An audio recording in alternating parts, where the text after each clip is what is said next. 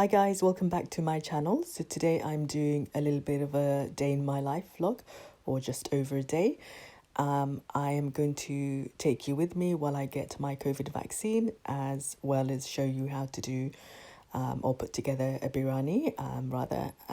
It's not an exact recipe.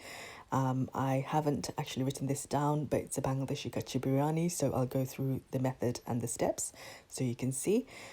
So for my tea, I recently started taking these stevia drops instead of sugar, trying to cut back on a little bit of sugar. As you may know, I love sweet things, so this was such a good sugar alternative. And I'm also having some of these cardamom rusks. They're like kind of crunchy toast biscuits, I guess.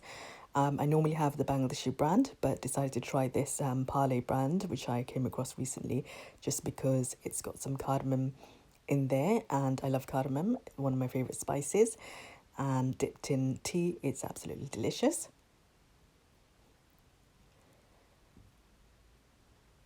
And the day was very bright, as you can see. It was very clear, and it was perfect to go out and about and do some chores. So we set off fairly early for my appointment, and then we also had a few things to do while we were out and about, a bit of shopping as well, so just getting on the train. This is the little ticket they give you at the vaccination centre. Loads of people there, but luckily it wasn't as crowded as I thought it would be. And this timer thing was for, I don't know, I guess to see if you have any kind of adverse reactions to the vaccine. But I was quite disappointed the lady came and took my little timer before it went to zero and started beeping. Anyway, and as a treat for the vaccination, I guess you don't need a treat, but we decided to treat ourselves. In our household, we love food, and I haven't had McDonald's. It's a bit of a guilty pleasure occasionally. We decided to get some fish burgers and some milkshakes as a little lunch. Here's a little snapshot of one of the markets that we went to. Just popped in and got a few bits and bobs and had a look around. Had to go to the pharmacy, had to go to the opticians, and here are some fruit stalls, very colourful and bright.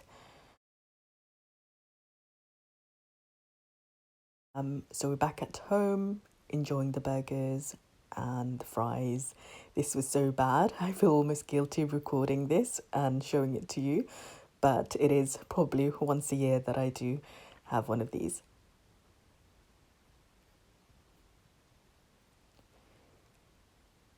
And I was craving Mishti so badly, so my sister-in-law decided to surprise me with some Mishti, which are Bangladeshi sweets. So delicious, one of my favorites. I literally need something sweet every day. And this was to follow our biryani meal. So I'm just putting together the biryani now, which is a Bangladeshi mutton Kacchi Biriyani. We've got 500 grams of potatoes for the biryani, coated in turmeric. And here's the meat, 1200 grams of mutton, coated in a yogurt biryani masala or mushla mix, along with 2.5 teaspoons of salt.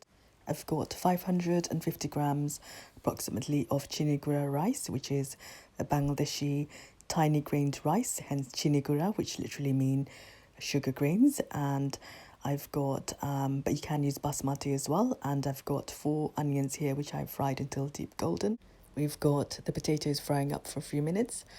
And while that's coming along, we've got the water on boil for the rice with a couple of cardamom pods, a stick of cinnamon, bay leaf, and a pinch of black cumin seeds. And the rice is bubbling, and it only needs about 5-6 minutes to cook halfway. And meanwhile, I've got everything kind of set up to layer the biryani up with.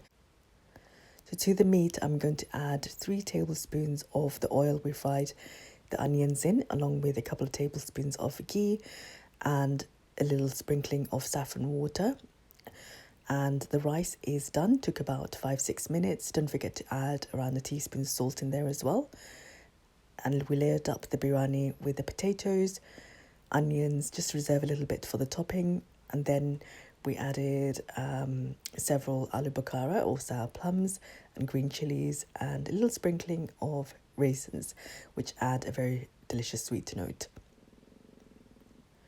Now the rice has been layered on top along with the rest of the fried onions. So to this I added 120 milliliters of milk and water mixed together, sprinkled on top, and a couple tablespoons of ghee, a sprinkling of curry water or screw pine essence, and some more saffron. And that was cooked stovetop for 10 minutes, medium-high heat, and then in the oven for an hour, 120 fan. And this is my favourite part of making a biryani, where you see how it's turned out, and luckily for us, it turned out perfectly. Very aromatic and flavourful.